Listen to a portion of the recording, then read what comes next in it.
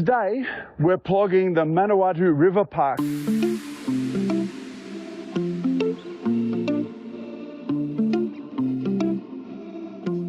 Unbelievable. Two right beside each other. Hi, I'm Trinity Anderson, the producer and narrator of Plog Vlog. I tell stories while David, my foster father, plogs the litter. The story I'm telling at the moment is my mother's story. Today, her story is about what happened when David left. Morning. I'll tell this story while we plog our way to the Turitea Pa Lookout in Palmerston North, New Zealand. I brought 2 of Mum's old diaries with me on this trip. They're just those 48-page school exercise books, the kind that used to sit half scribbled in the bottom of my own school bag. I picked the one that looked the oldest. It's pale green and folded at the corners, and then I grabbed another at random. That second one is mostly filled with what looks like field notes and rough drafts of articles. C.S. Lewis Doodle on YouTube. Make C.S. Lewis easier to understand. But it ends with a few pages about Kathmandu in 1996. I already talked about that in the last video. Casey's restaurant, Dal Bhat, and a hangover that didn't belong to David. But this older one. It's the first time I've read anything from before she was known as Liz. In it, she's Lizzy, a 9-year-old Lebanese Australian girl who writes like she's older, and probably was, in all the ways that life forces some kids to grow up early. Her spelling's pretty good, and her grammar's better than mine was at that age. But there's a lot going on under the surface. We always jog upstairs, don't we, Trinity? Childhood adventures, frustration, and loneliness. Most of the book is filled with schoolwork, a half-written short story, bad doodles of what look like goats and a cat, a list of spelling words with corrections in red biro. Then, tucked in the back, 4 pages are covered in blue ink instead of pencil. This is where I filmed about the drownings that happened just down there. Lizzy's diary starts. Friday, 5th November, 1976. David wasn't at school again today. I waited at Roberts Park, but he didn't come. I walked past his house and the windows were dark. I think they moved. I don't know where. I can still smell his dad. I think he might still live there. Saturday, 6th November. Mum made me go to the shop with her. I said I didn't want to go, but she said too bad. I looked for David again as we passed his house. His father's bike was laying on the grass outside. Sunday, 7th November. I think he's gone. I don't have any other friends. I don't want to talk Lebanese and the other Skippy kids hate me. I don't want to stay here. I want to run away. I reckon we do counterclockwise here, looking in here for rubbish. Can you see anything, Trinity? And then maybe we go over in those trees there. She was 9? 9 and already thinking about running away.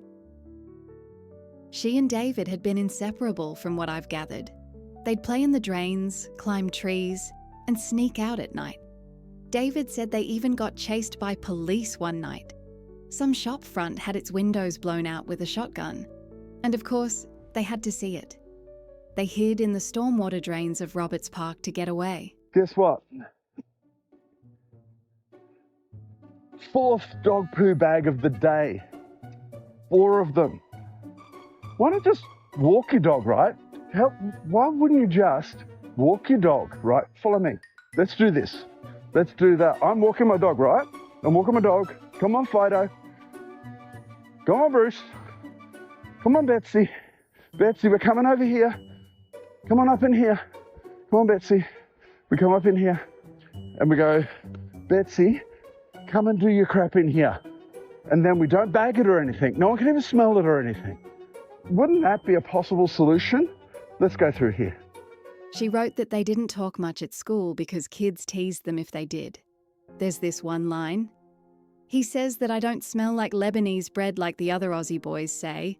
I believe him, but Matthew said I'm gross.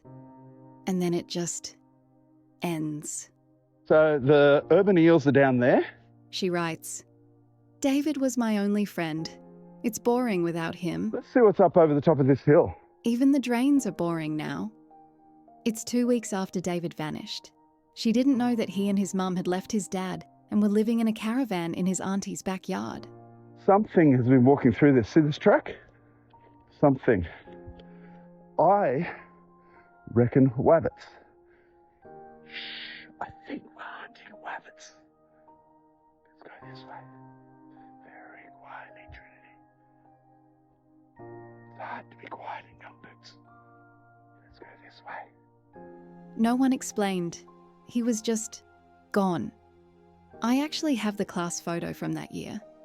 David gave it to me. He pointed out his younger self in the back with shaggy white blonde hair and then shrugged and walked away. I asked him which one was my mum, and he just smiled and said, "That's your job to figure out." I've stared at that photo for hours, narrowing it down to the girls with dark hair and eyes. There are too many. One on the left, near the older teacher, looks angry. Or maybe she's the cheeky-looking girl at the front with her head tilted to one side. I won't know until I find more clues in the diaries. And that's frustrating. This could be really, really super duper tragic. Because all the rest of the journals are back in Australia, roughly stacked in mismatched plastic boxes like a paper time machine. Thousands of pages, all scattered when I first found them, dumped all over the floor of Mum's Gold Coast apartment. And now I don't even know which one comes next. There's no numbering system. Just scribbles on covers and sometimes photos glued inside. I'd set this one aside because it looked so old. David said that his mum took him away because his dad had drunk them into poverty, lost his licence, and was on his way to losing his job as a garbage man. Let's see if we can make it through here, Trinity. Can you make it? Take some of these branches off. I'm gonna fall down. Oh, I broke that one with my ass. Now I think I've cleared a way for you, Trinity. They'd moved into a caravan in his auntie's backyard, and he had to start at a new school the next Monday. He says he hadn't thought much about Lizzy because leaving his dad was a huge adventure to him. So that's what I've been reading while here in New Zealand, in between editing these videos. We've been plogging when we're not filming Plogging, but there's not much to find. See, we can see those weeds again. The vine. Apparently it's all over New Zealand. This guy Brian was talking to me about it the other day. The walk to the lookout is steep in places, winding through regenerating bush. Pīwakawaka keep fluttering around our heads like they're waiting for us to drop breadcrumbs or wisdom. I'm not sure which. There's people down there, walking down towards the eels. At the top, the lookout opens to a sweeping view of the city, the ranges, and the distant threads of the Manawatu River. It's peaceful, a good place to think. I wonder if my mum ever came up here, if she ever stood where I'm standing now and thought about who she used to be. I've been thinking about that a lot lately, how people change, how they don't. Ah, look at this. Look at this. David says Mum wanted to be a journalist, that she kept trying and trying. Blackberry, I believe. Look at the spikes on that. It's the wrong time of year for me to get a feed, though. She'll come back here in spring. That part never changed. She was always writing, always observing, trying to make sense of things through ink. It's what I'm doing too, in a way, just with a camera and a microphone. There's this line Mum wrote in one of the Kathmandu pages that I keep thinking about. She said, "Sometimes the only thing keeping me tethered is writing something down." I get that. These videos are my version of that tether. Telling her story keeps her with me. Sharing it with Crystal, Morgan, and Chloe makes it feel real. And David, he never stops me. He just says, "I'm happy as long as the video mostly shows plogging, and you say the word plogging regularly." Anyway, that'll just about do. I've cropped a few camera angles to try to capture the views and the plogging. There's not much rubbish, just the occasional snack wrapper or windblown plastic. Still, we're here to plog, so we plog. I'll keep going through Mum's journals when we get back to Australia. I'm hoping one of the next books will pick up where this one left off. This is probably dumb, but there we go. Maybe explain what happened in the weeks after David left. Maybe explain how she survived the Skippy boys and the loss of the one bronze blonde Aussie boy who hadn't teased her. A kind of heartbreak, I think, because that's what it was, really. Good morning, how you going? Not a romantic one, but something deeper. A loss of safety, of trust, of her one real friend. And maybe, if I keep following the trail she left in pen, I'll figure out where I fit in her story.